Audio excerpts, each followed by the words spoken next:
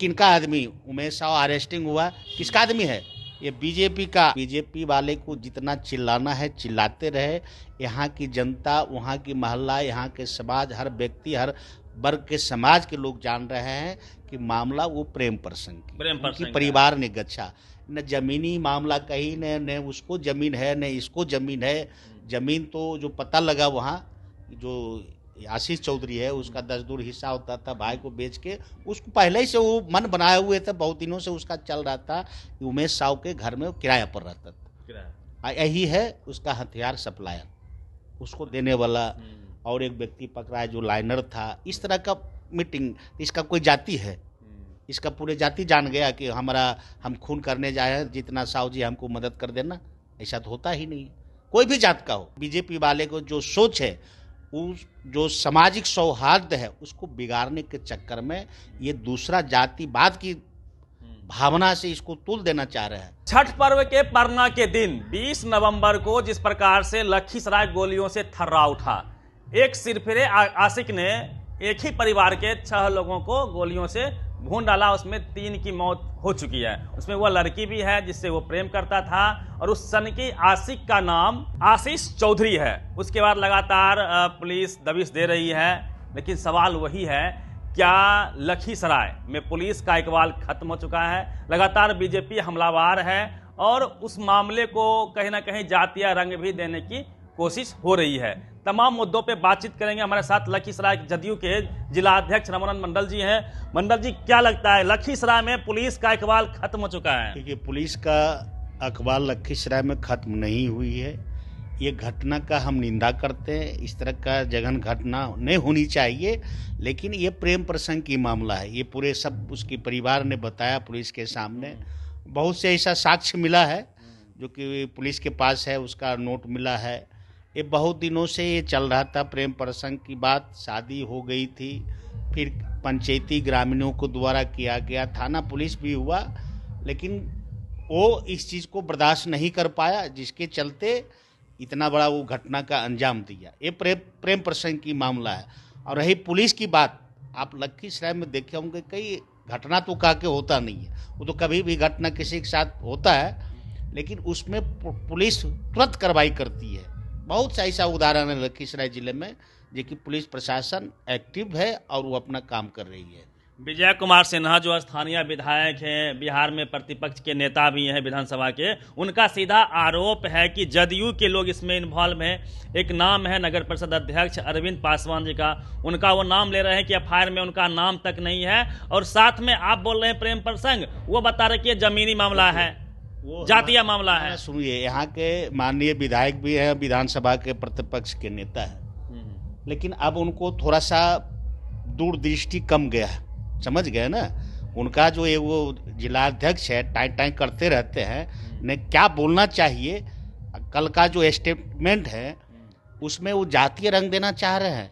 ये बिहार की स्थिति वो नौबत नहीं आया कि जातिवाद की लड़ाई, लेकिन बीजेपी वाला चाहता है कि न इसको जातीय रंग दे करके माहौल, सौहार्दपूर्ण जो माहौल है इस जिले का, उसको बिगाड़ने का प्रयास कर रहे हैं बार बार। लेकिन यहाँ की जनता सब समझ रहा है। जनता कहीं पब्लिक जो जान रहा है घटना, वो तो कह रहे हैं कि आप लोग जम्मू कश्मीर बना दिए हैं जहां ब्राह्मण सुरक्षित नहीं है। अच्छा, ये बताइए, वो लोग कह रहे हैं कि जम्मू कश्मीर, किनका आदमी उमेश साव अरेस्टिंग हुआ, किसका आदमी है?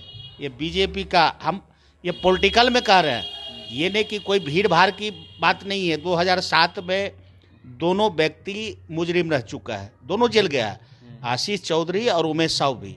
एक सुधीर सक्सेना प्राइवेट शिक्षक थे, उनकी हत्या में आज वो एक लोलमा दिखाते हैं कि देखिए 2020 में हम हटा दिए, एक फोटो स्टेट लेकर के हमारे महामंत्री हटा दिया।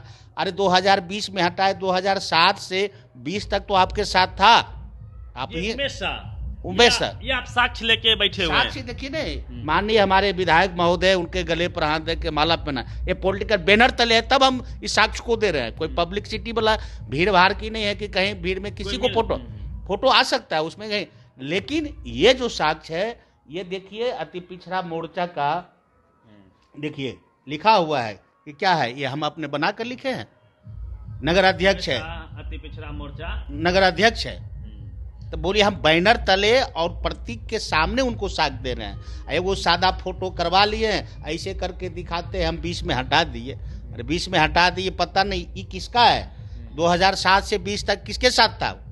हालांकि आरजेडी ने भी आज ट्विटर हैंडल से, ऑफिशियल ट्विटर हैंडल से ट्वीट किया है कि विजय कुमार सिन्हा के दुलारे हैं उमेश शाह। बिल्कुल एकदम सारा चीज दुलारे है कि करीबी है। जब इस तरह का कभी हमरा भी फोटो नहीं आता है जो इतना करीबी है माननीय का, ये देखने की बात है, कोई छिपाने की बात नहीं है। आज वो फोटो निकाल करके एक चीज और कह रहे हैं कि अरविंद पासवान का बेटा, उसका घर वहाँ है, मोहल्ला है। कल ने 20 तारीख को ना क्रिमिनल बना, इसके पहले तो उसी गांव का वासी एक जगह, तो किसी के साथ फोटो हो सकता है। एक और दिखा रहे हैं एक साव जी का, और उसमें तो जाति सम्मेलन होता है, उसमें कोई पार्टी नहीं होती है जब जाति की बात आती है। तो ऐसा ऐसा हम तो फोटो किसी को भी आ सकता, वैसा में अगर उमेश साव के भी फोटो रहता तो हम इस साक्ष्य को नहीं दिखाते। लेकिन ये देखिए बैनर तले सारा सिस्टम है, तो इसको नहीं मान करके झूठों आए बाएं टाइम बोल देना, बैठ करके दूगो बाएं दाहिने करके बोलते रहना। उन्होंने आरोप लगाया है, दीपक जी जो जिलाध्यक्ष हैं बीजेपी के, वो स्पष्ट तौर पे कह रहे हैं कि एक भी जदयू का प्रतिनिधि या फिर महागठबंधन का सरकार का प्रतिनिधि नहीं गया मिलने के लिए। अब कोई उसका माने माइंड जो कहता है खत्म हो जाए, संश्लेष हो जाए, तो उसको कौन बताने के लिए, कितना समय फुर्सत है आदमी को जो बता। वहाँ सारा सिस्टम पीएमसीएच में चल रहा है।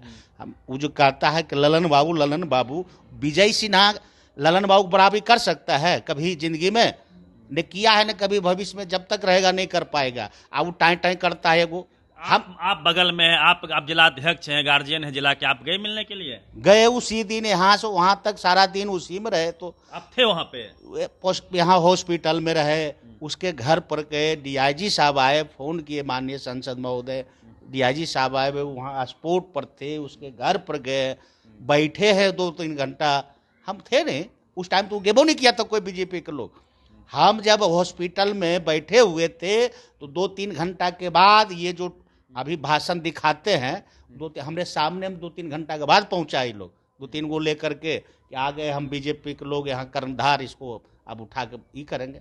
प्रसाद, ये घटना का हम निंदा करते हैं, इसमें कहीं लेकिन परंतु नहीं, ये घटना का पुनरावृत्ति ना हो, इस पर हम लोग को भी एक कदम बढ़ करके उसको रोकने का हम लोग प्रयास करें। ये उनकी सोच होनी चाहिए। लेकिन बैठ जाएंगे खाता चौहद्दी लेकर के, ये हो रहा है, ये जम्मू कश्मीर हो गया बिहार, ये जातीय उन्माद फैलाने का कोशिश कर रहे हैं। हम उनसे आग्रह करते हैं कि इस शब्द को, ऐसा शब्द मत बोलिए, यहाँ कोई जात पात की बात नहीं हो रही है, एक विशेष घटना है, ये सब जान रहा है। लेकिन वो जमीन के मामला को बार-बार उछाला जा रहा है। जमीन का तो माफिया यही है, उमेश साव है जमीन का माफिया। अगर जमीन की बात है तो अब वो लोग भी होंगे इन्वॉल्व। ये जमीन का तो कोई दूर तो कोई मामला ही नहीं बनता है। आप लोग को क्या लगता है कि ये प्रेम प्रसंग का ही मामला है ओरिजिनल? लगता नहीं, सही यही है। वहाँ के गांव समाज, हम लोग तो बाहर करने हैं लखीसराय के, हम लोग तो जानते हैं, देखे हैं मोहल्ला। अब अरविंद पासवान का वहाँ घर है, आज से पहले तो वहाँ का निवासी था ना। अब ने क्रिमिनल हो गया, चाहे पुलिस उसको काउंटर करे या फांसी दिलवाए, उसमें तो कोई रोक नहीं सकता है। लेकिन गांव मोहल्ला में कोई साथ जा रहा है, खेल रहा है, धूप रहा है, फोटा है, उसका कोई मायने नहीं है। हम इस व्यक्ति को भी वैसा मायने नहीं देते। लेकिन यहाँ देख रहे हैं कैसे गले पर हाथ धर करके हमारे प्रतिपक्ष नेता महोदय आशीर्वाद दे रहे हैं। लेकिन वो कहते कि 2007 में ही ये आपका उमेश साव, आशीष चौधरी, दोनों सुधीर सक्सेना का हत्याकांड में अभियुक्त रहा है, जेल भी गया। आज 20 में दिखाते हमारे महामंत्री निकाल दिए। अरे 20 तक तो 7 से लेकर के 20 तक तो आपका ही इससे सारा काम करवाया। यार ये सियासी आरोप चलता रहेगा। आप फोटो दिखा रहे हैं, वो भी दिखा रहे हैं। वो फोटो कहते हैं खेलने के लिए, वो छपवा करके गाय भैंस बकरी को दिखा देंगे, उससे थोड़ा बहुत जनता यहाँ के सब समझ रहा है। जनता देख रही है कि घटना क्या है। घटना बिल्कुल गलत हुआ है, ऐसा होना नहीं चाहिए। हम लोग पीड़ित परिवार के साथ हैं, हमारा पार्टी सब उसके साथ है। हर उस दिन भी अंतिम तक सब आदमी लगा रहा। लेकिन ये जो बीजेपी के लोग हैं, इस माहौल को बिगाड़ने के पीड़िता को मदद करने के पक्ष में नहीं है, कारण वो आएंगे, वो खाता खसरा लेके ये देखिए ये देखिए, अरे उसे ये देखिए एक देश क्या होगा, और उसके साथ जाइए, काम कीजिए। मतलब सरकार आप लोगों की है, आरोपी जो मुख्य आरोपी है वो अब तक नहीं पकड़ा गया, फरार चल रहा है, और दो आरोपी पकड़े गए हैं। अरविंद पासवान को जो आरोप लगा उसका घर है, जब घटना हुई चर्चा हल्ला हुआ, गोली चला, ये वहां गया, दौड़ करके गया, अरविंद पासवान जी, हाँ वहां गया दौड़ करके, बाहर इधर थे पचना रोड तरफ, जब मालूम हुआ कि गोली, तो दौड़ के वहां गया, बगल में ही घर था।